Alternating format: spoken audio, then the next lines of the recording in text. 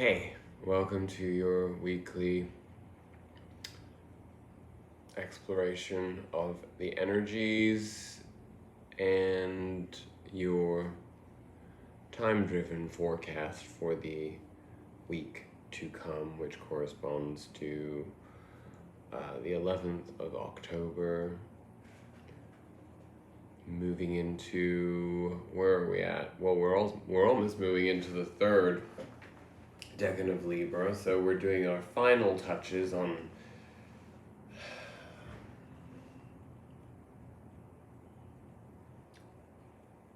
figuring out who we are in the world around us. That's really what the second decan of Libra is all about. So, and we will shift out of that into a way of synergizing our self-worth, our self-value with how that manifests in our experiences externally in that final run. We have a lot going on astrologically. I am going to speak to these things very broadly. Today, Sunday, when I record this, Saturn is going to direct. It'll go direct this evening on Pacific Coast time.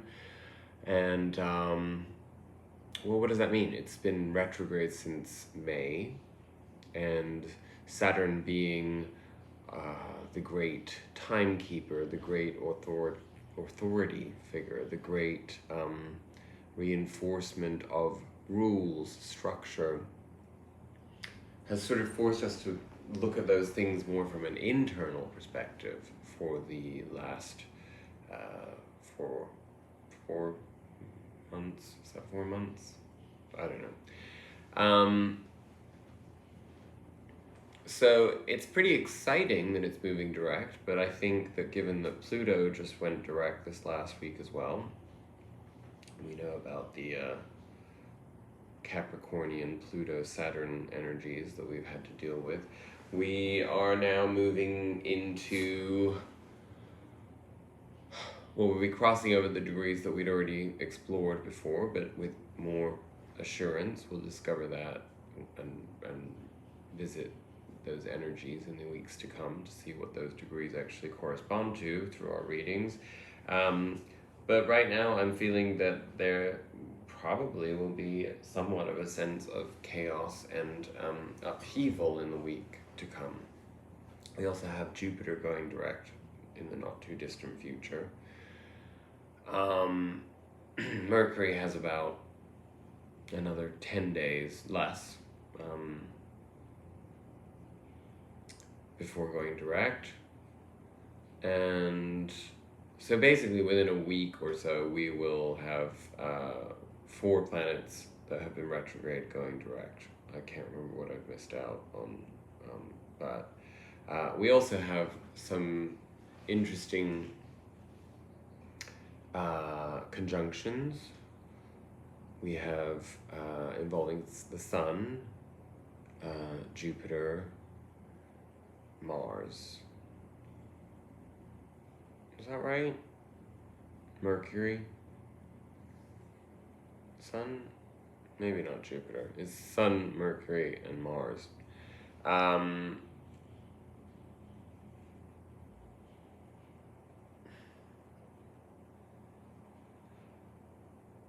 trying to figure out how to put all of this because it's so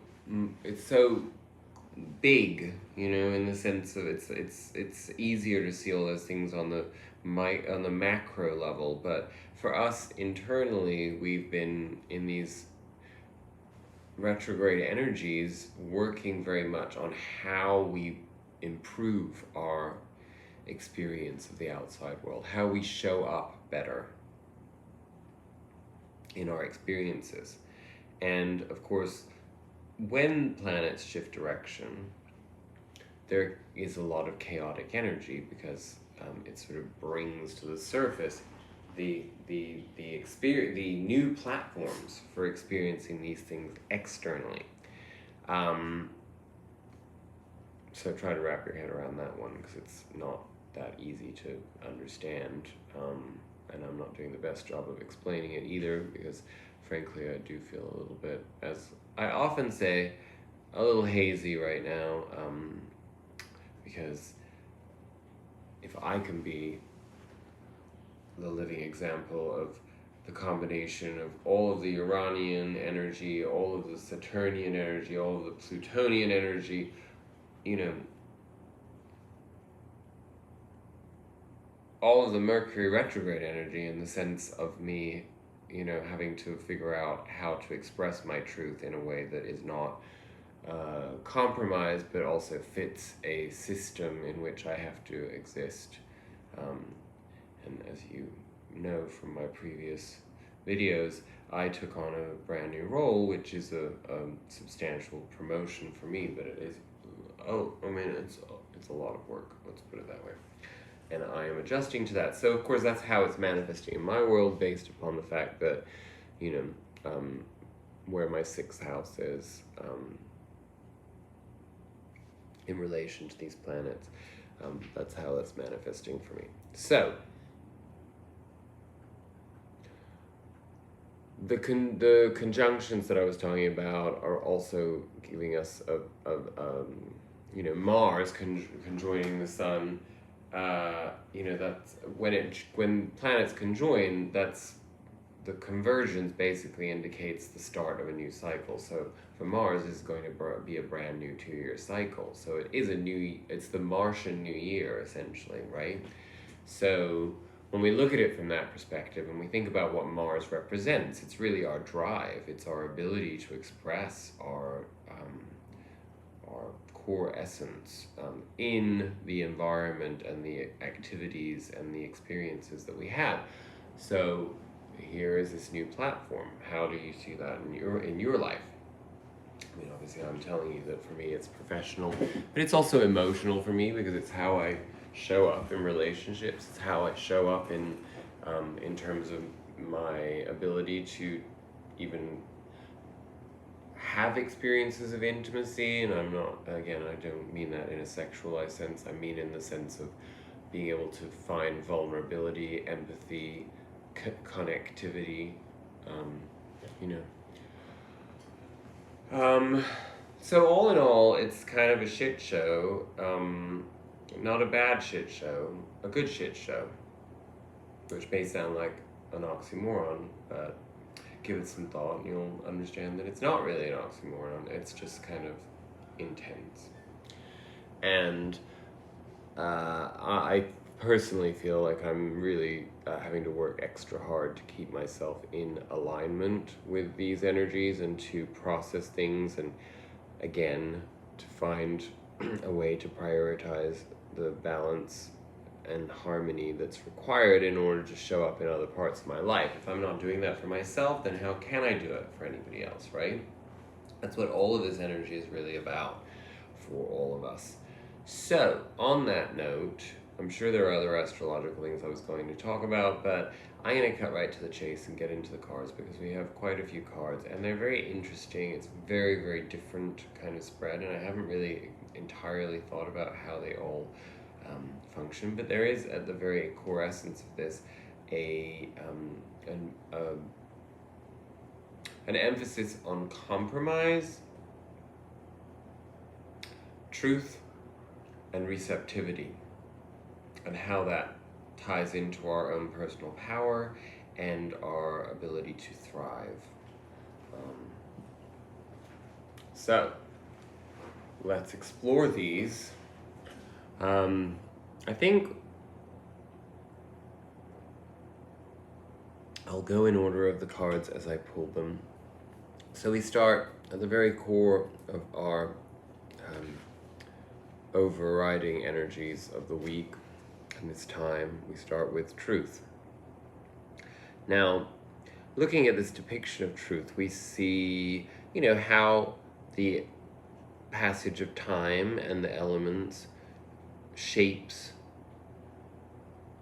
something of a form in essence, in symbiosis with the elements around.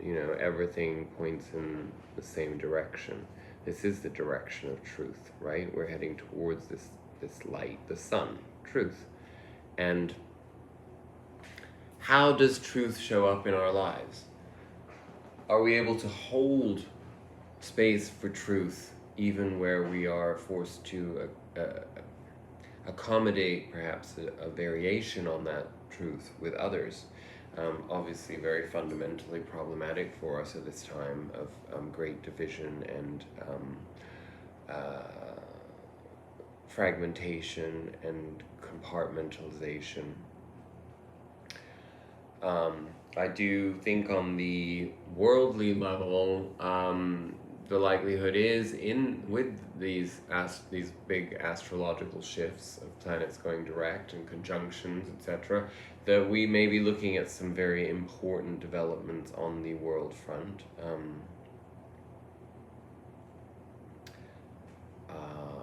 I mean, it's hard to believe that there could be more than we already have, right? Because, I mean, it kind of is like a, monumental,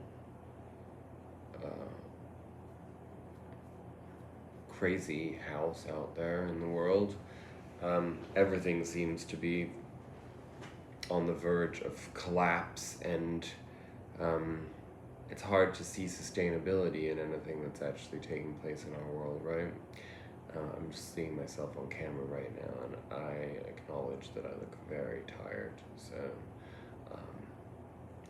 if you've been thinking that, it's because I am.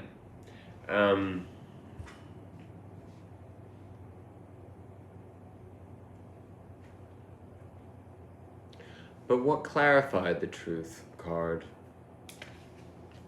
was thriving. Again, interesting if you look at these two landscapes. I'll hold them up side by side.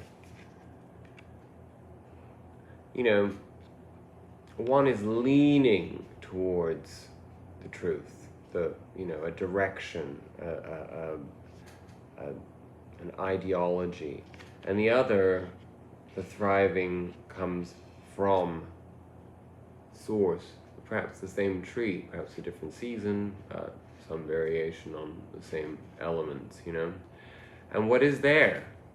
Community, life, communing with the greater universe. I know it sounds like a bit of a stretch, but how I see this is that there's actually a need for a clearing of this through the truth. How honest are we being with ourselves? How focused are we on the truth in our lives? How much are we perhaps out of alignment right now with our own truth is what really comes through. And the essence of thriving can only come through honoring our truth. And sometimes when we're busy accommodating other situations, other circumstances, other people, we think that we're maintaining our core truth, but there's only so many hours in the day when we're in a time-space contingency, and so therefore we have to prioritize giving ourselves those moments to be able to actually focus on what makes us tick, who we are, what our truth is to ourselves, right? So strong emphasis on that at the center of our reading. Interestingly, from the Wisdom of the Oracle deck, we got a reverse card, Loyal Heart. Now,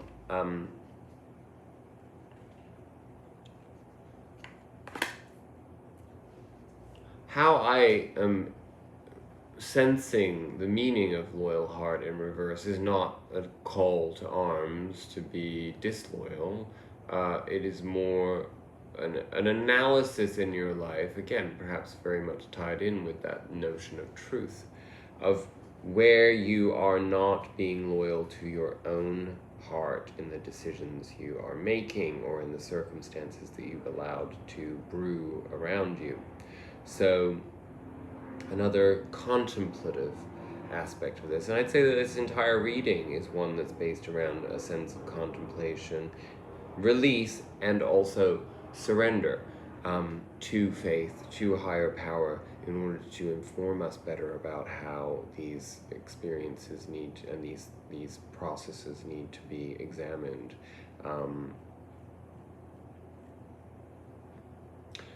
I had pulled, lots of cards came out when I was pulling for this reading, and because there were so many of them, some of them I put back in, and I did have the Hangman in reverse as well, which was a strong indication with the Ace of Cups in reverse that we're moving out of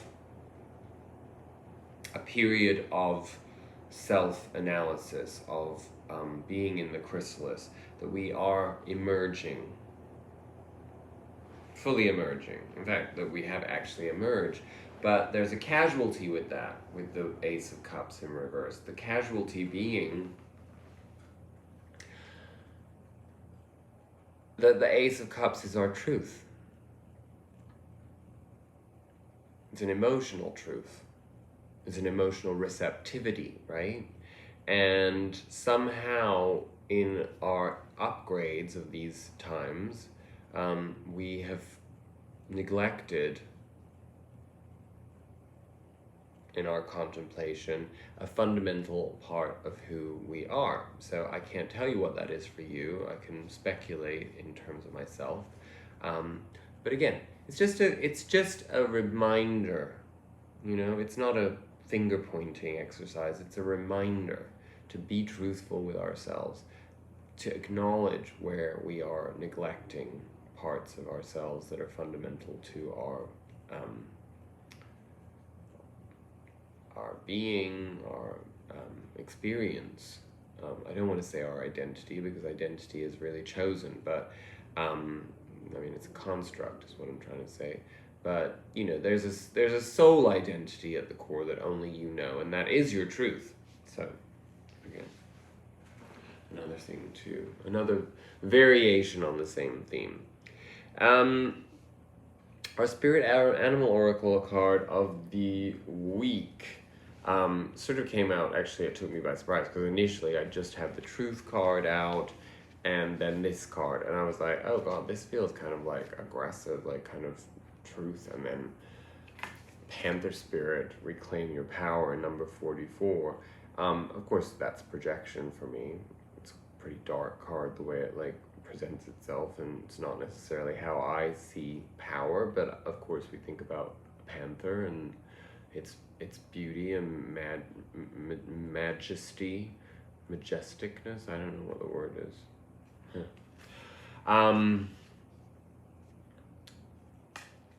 So let's hear what the oracle message is for Panther Spirit, and I would imagine that the protection message will give us an idea of how that truth that we need to tap further into has held us back from reclaiming our power. It takes courage to face challenges, and right now, Panther Spirit is here to say to you that you are braver than you think. Now is the time to take a risk and step into a different aspect of your being. Speak as you have never spoken before. Act as you have always dreamed you might have the courage to act. Love fearlessly and fully, and expect to feel the adrenaline rush as you are initiated into a new, braver, bolder self. Panther Spirit says the time for dreaming about what you want to do is giving way to that first courageous act towards reclaiming your Panther Spirit and power. Your new identity may feel strange at first, but you have what it takes and your soul wants this. Be bold. And what I'm going to say to you is, very often we think that being emboldened is really about being more cutting, being more direct, being more aggressive, perhaps even on some levels a little bit more arrogant, audacious. But the truth is that there's power in vulnerability, and acknowledging that vulnerability and acknowledging where our shortcomings are, and good things do seem to come karmically when we do tap into that. For example, for me, I can get a little snippy with people when they are not receptive to what I want them to be receptive to. For example, I'll give you an example. So the other night I had friends gather for a viewing at a screening room of Madonna's Madam X tour, which premiered. Again, irrelevant to this, but it's me, so whatever. And we had used a bunch of glasses that were in the adjoining bar, and at the end of the night, when we were tidying up, there was nowhere to wash the glasses, so I'd left them there. So the next day, yesterday evening, when I went to the gym, I stopped by and I was apologizing to the receptionist for not being able to do anything about it. It was late when we left and there was no sink there, so I didn't really know what to do with them. And she sort of came back at me, rather than accepting the apology, she was like, you're not really supposed to use those. And I, rather than just being like, I understand, again, as I said, I apologize, and then skedaddle.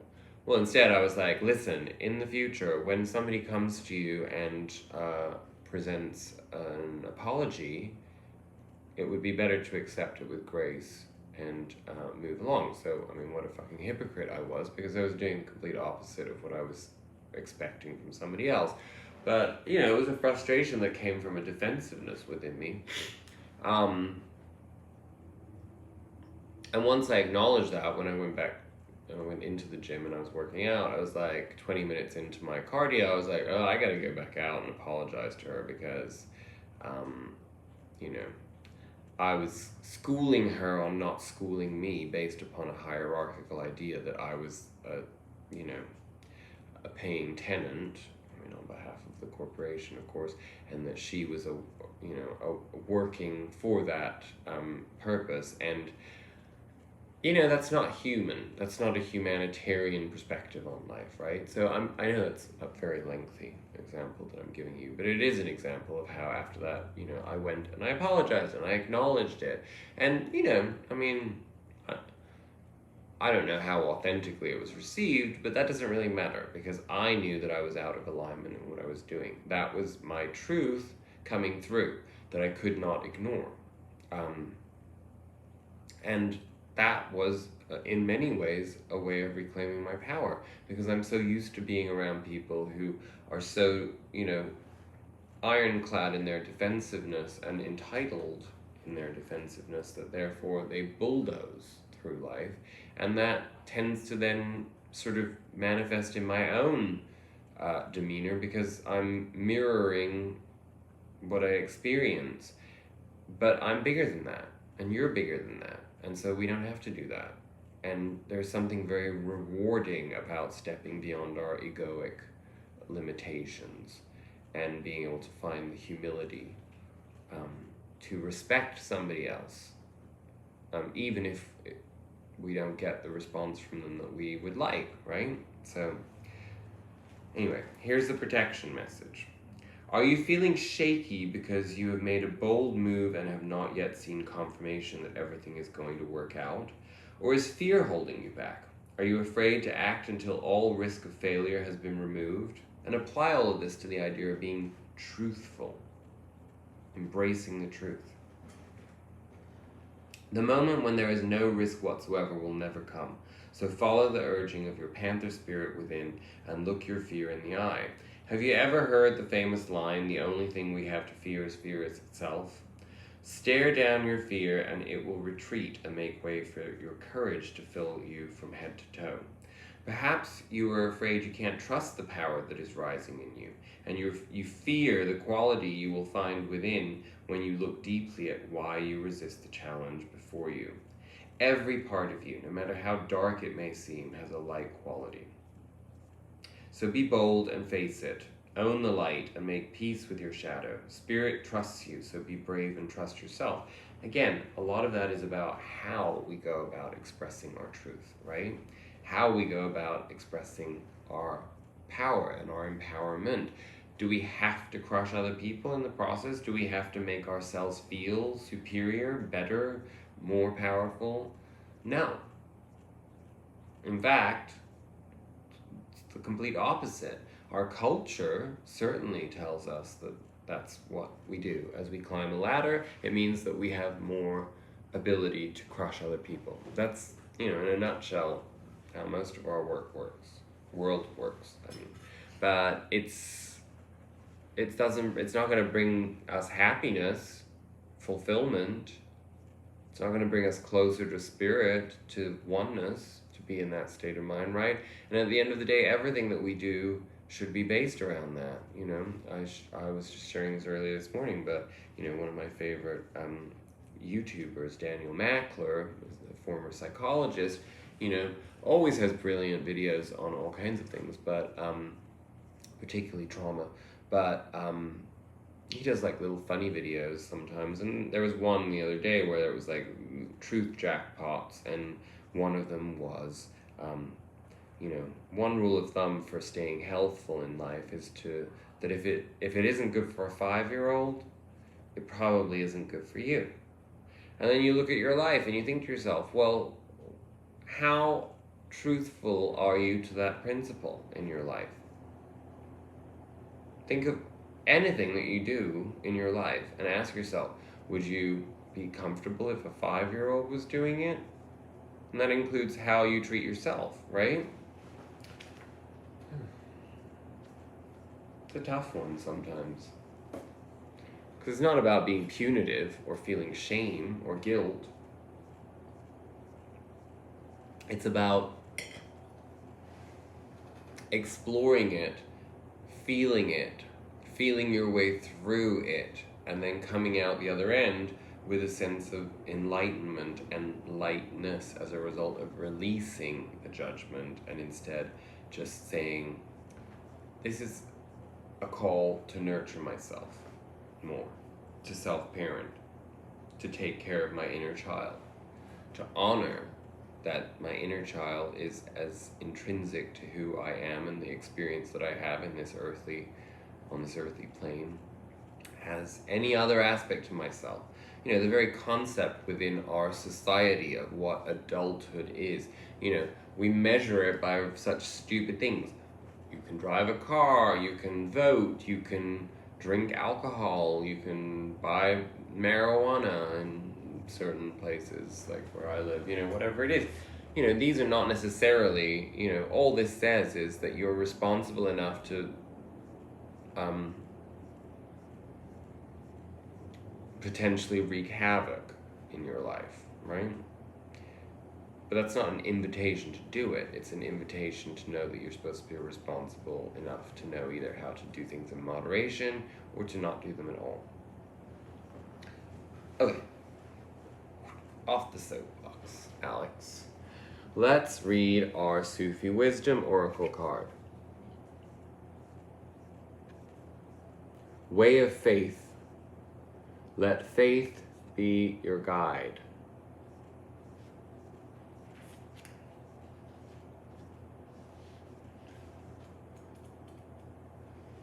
Is that the last card in the deck? I don't know. I'm having a hard time holding it up and looking at the book at the same time. Sorry. No, it's not.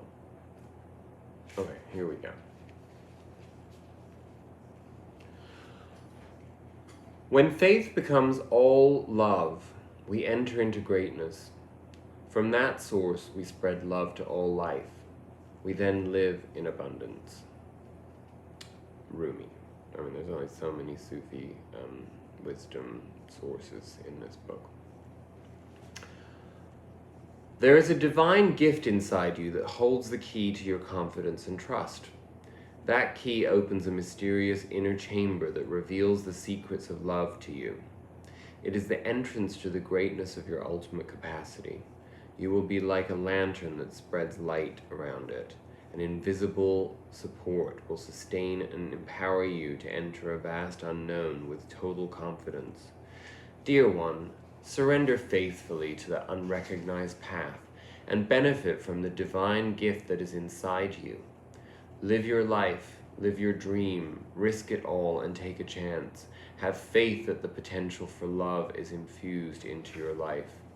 When you surrender to your heart, clues and the guidelines to follow them appear along the way.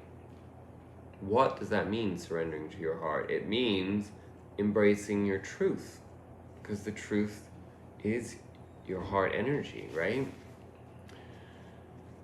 Bring your dream into reality by having faith that you can face the obstacles along the way. As you master your reality, you will flow toward abundance in the fullness of love. And that's kind of like at the beginning of, well, I should say at the end of a week. I mean, a Sunday is really the beginning of the week in the sense that it's like sort of preparation for the week. I mean, I never understood that because I used to, I mean, not consciously, because subconsciously I was experiencing that, but I experienced it as anxiety. Now I'm personally being forced to face that because I have so much work and so much pressure on me that now I understand it. Okay, yes, I'm like a lazy flubbus like today on this Sunday because I feel exhausted. And I've got tons of practical things to do, cleaning, shopping, blah, blah, blah. But that said, it's a preparation for the fact that I need to go into my week knowing that I'm capable of taking on whatever I have to face. That's what this is really all about.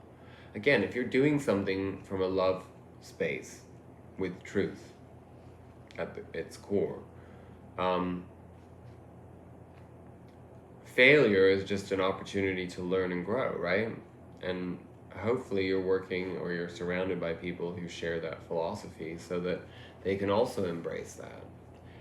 And when you find yourself out of alignment with that, maybe if somebody like responds to you in a way where they're punitive or disappointed or whatever, that's on them. It's not to say that they're not valid in having that response, but at the same time, it's like you're doing your work. Let them do theirs. And at some point you'll meet in the middle, hopefully. The mantra around all of this is the following. I have faith in my power to face the unknown. I have full assurance that I am not making a mistake, nor am I afraid of making one if I do. Right?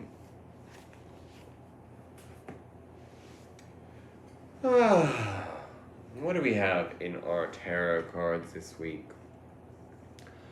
Well, you know what? I have an opening and a closing energy from the Osho Zen Tarot deck. So I will start by reading the base energy of our reading for the week ahead so that we know what we're moving into by the end of it. So let's start by reading the, what would be the Six of Pentacles, which in this deck is compromise. In the traditional tarot, Six of Pentacles is victory.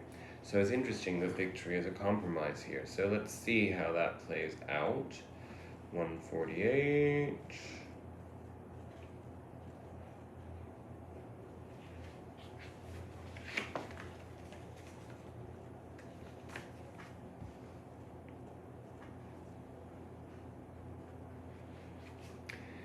In the courts of ancient Japan, the male attendants were often selected from the ranks of petty criminals who were castrated.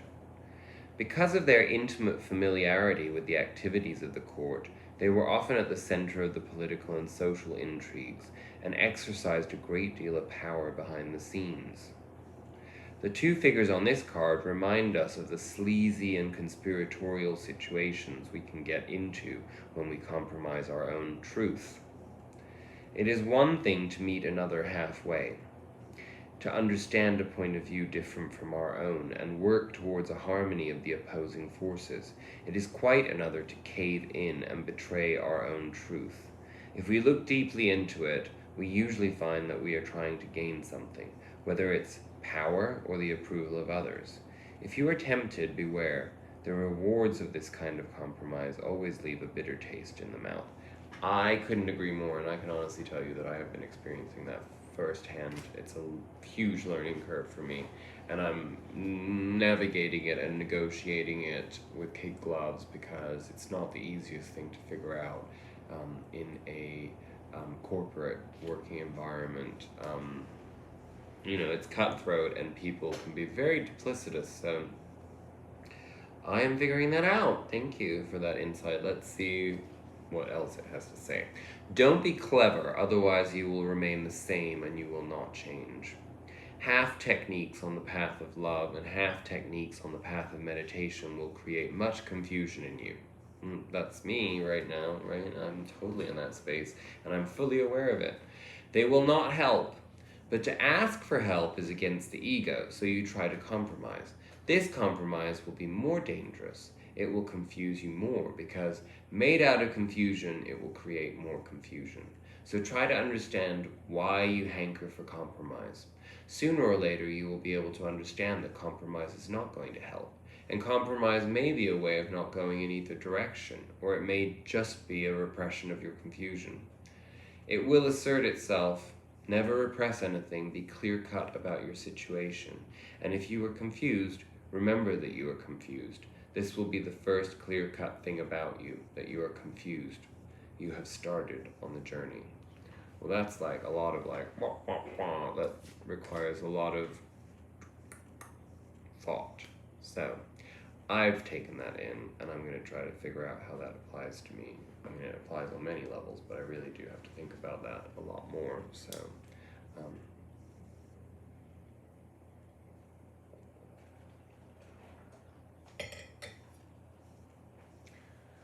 okay.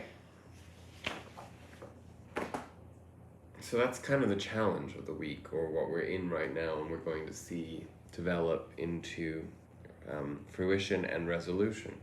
So let's see where we come from. We start out, there's those cards that we had last week, I believe, at our outcome, the Fool and the King of Cups. I mean, I know they were in there somewhere. So we've integrated that. That's what this last week was all about. It was being mastery of our emotions, to the point of being willing to start something new in a different way. It was clarified by the Tower. So this was probably experienced in some shape or form in your life as a chaotic overthrowing of something that was in the way of that process. An attitude, set of circumstances, another person perhaps, a combination of all three. At the center of our reading,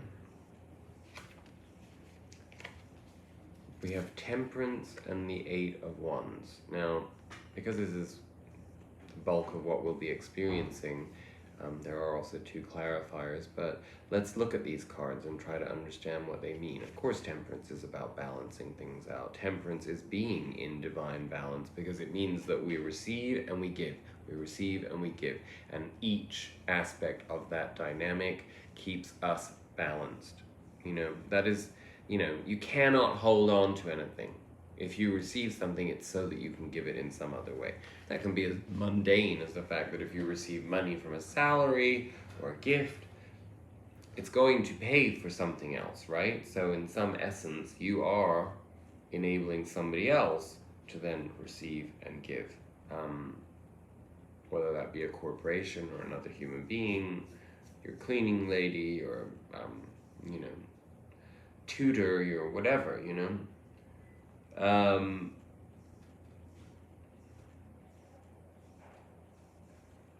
And everything is always in alignment, Who you give that to, how you give it to them, is also going to be experienced as a consequence in your world too, right? The Eight of Wands really does imply that there's a lot of activity that is like forcing this temperance, and that's the push and pull. It's like, temperance is essentially two elements rubbing against each other, two rough inner elements rubbing together into a perfect smooth fit, like prayer. What is that? Prayer is, again, the two sides of it. The despair, the sense of being lost, the need for guidance, the feeling of disempowerment, and then on the other hand, the answers, the fulfillment, the direction, this comes together in prayer, right? So, and what's at the center of that is faith,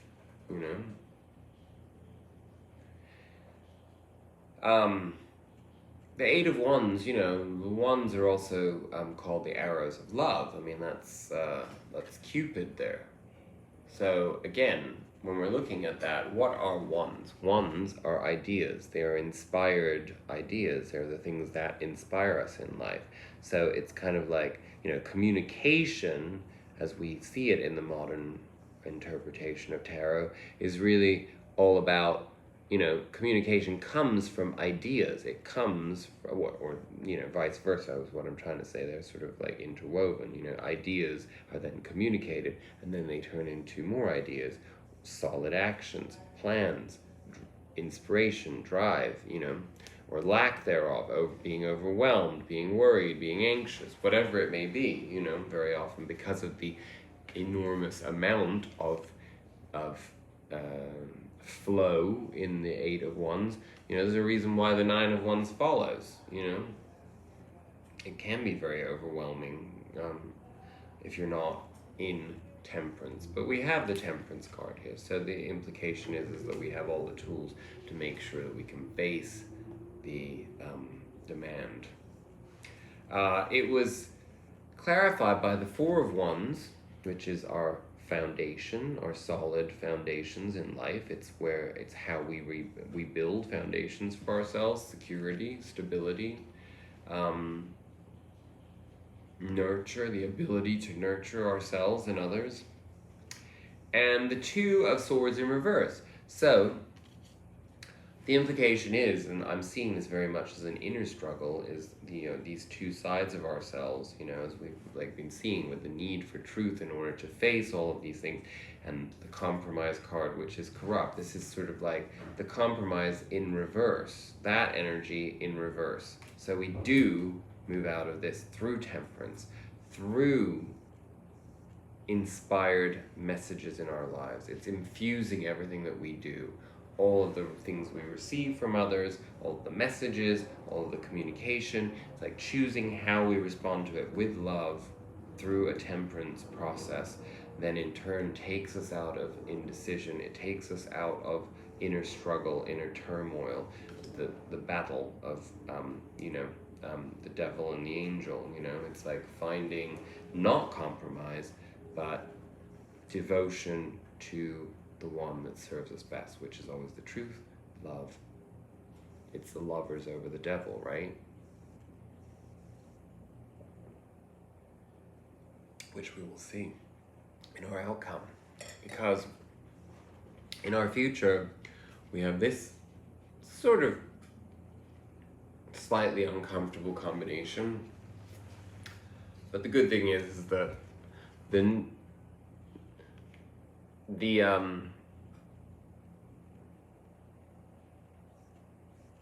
Page of Cups supersedes the Eight of Wands. I mean, the Eight of Swords.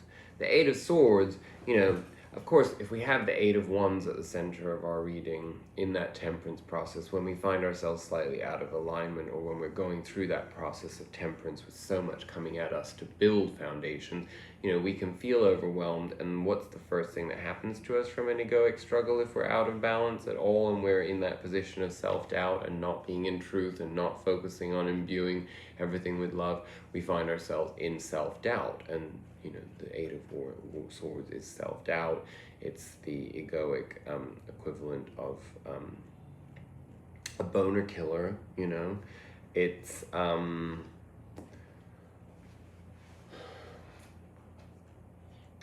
it's simply doubting ourselves on a multitude of levels, and perhaps feeling that we're not good enough, that we don't have what it takes to meet the demands. And in this case, because it's trumped by the Page of Cups, what does that mean? The Page of Cups is receptive to learning to deal with things emotionally in a different way. It's the bookend of the Fool. The Fool is our Fool's journey starting, that came through a Tower moment.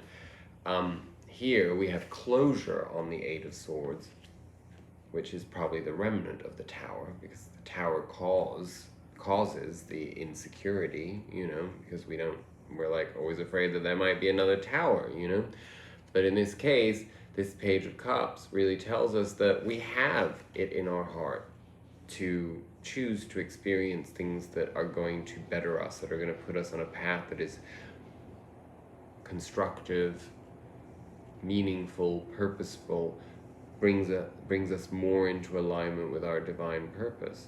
We just have to remain teachable. We have to remain open emotionally, and we have to be willing to try to approach things emotionally from a different perspective, a different angle, with a different attitude, you know.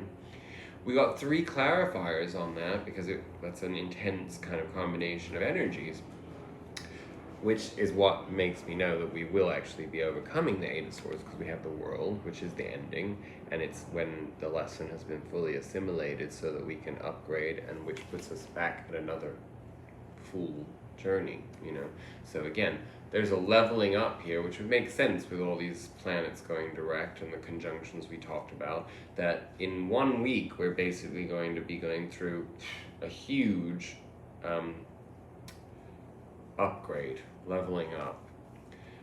Where is the shift? Because we have the Devil to indicate that, with the Wheel of Fortune. The Wheel of Fortune being the result of it, the turning of the wheel. Because we step out of codependency, we step out of the doubt that codependency brings in us, the addictions, the addictive stories, the patterns within that come from conditioning through trauma and rejection or lack of faith, that we find ourselves constantly in the need to compensate with fast-track solutions, escapist solutions. Of course, they're not really solutions, so I'm using the wrong term there, but you know what I mean. That wheel turns. We move beyond that.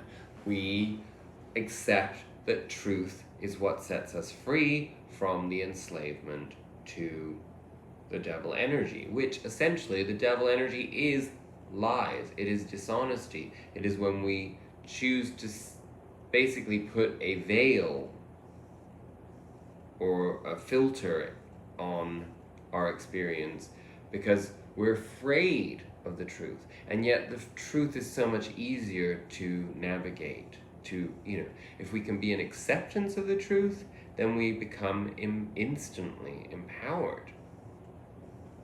But to be in denial, to seek, you know,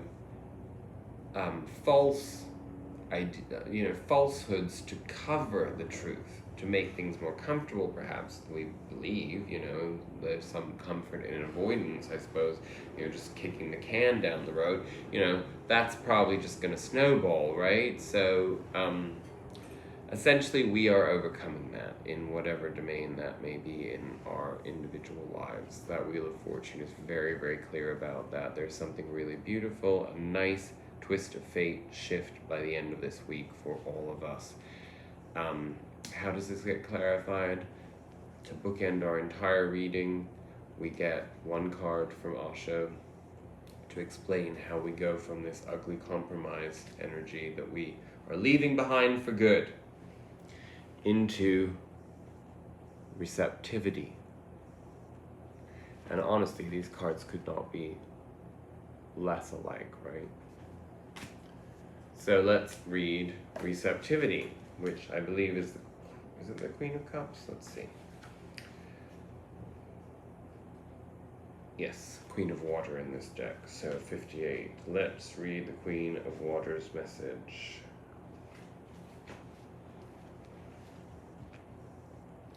Receptivity represents the feminine, receptive quality of water and of the emotions.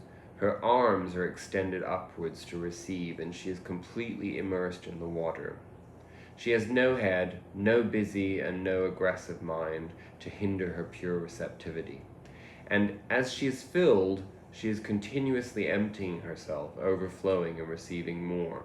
The lotus pattern or matrix that emerges from her represents the perfect harmony of the universe that becomes apparent when we are in tune with it. The Queen of Water brings a time of unboundedness and gratitude for whatever life brings, without any expectations or demands. Neither duty or thought of merit or reward are important. Sensitivity, intuition, and compassion are the qualities that shine forth now, dissolving all the obstacles that keep us separate from each other and from the whole. Listening is one of those basic secrets of entering into the temple of God. Listening means passivity. Listening means forgetting yourself completely. Only then can you listen. When you listen attentively to somebody, you forget yourself. If you cannot forget yourself, you never listen. If you are too self-conscious about yourself, you simply pretend that you are listening. You don't listen. You may nod your head, you may sometimes say yes and no, but you're not listening. When you listen, you become just a passage, a passivity, a receptivity, a womb. You become feminine. And to arrive, one has to become feminine. You cannot reach God as aggressive invaders, conquerors. You can reach God only, or it will be better to say, God can reach you only when you are receptive, a feminine receptivity. When you become yin, a receptivity, the door is open and you wait. Listening is the art for becoming passive. So again, when we're in truth and we're, obviously that's, tempering into love, it's just basically like, can you hold space for that? Can you let go of the need to control? Can you let go of the very illusion that you can control outcomes? That's not what we're here to do. That any outcome, when we are listening, when we are open to receive, the result is always going to be divinely planned, right? No matter what it is. It's an opportunity. So, I think there's a lot of beautiful messages in that. It's figuring out how we apply that to ourselves, right? And sometimes, you can sum these things up in very simple terms, and I get the feeling throughout this reading that a lot of the messages change the attitude when you feel bad, Like, just ask yourself, how can I experience this differently? Right? On that note, I wish you a blessed week full of love, light, joy, peace, kindness, learning, and balance. Namaste.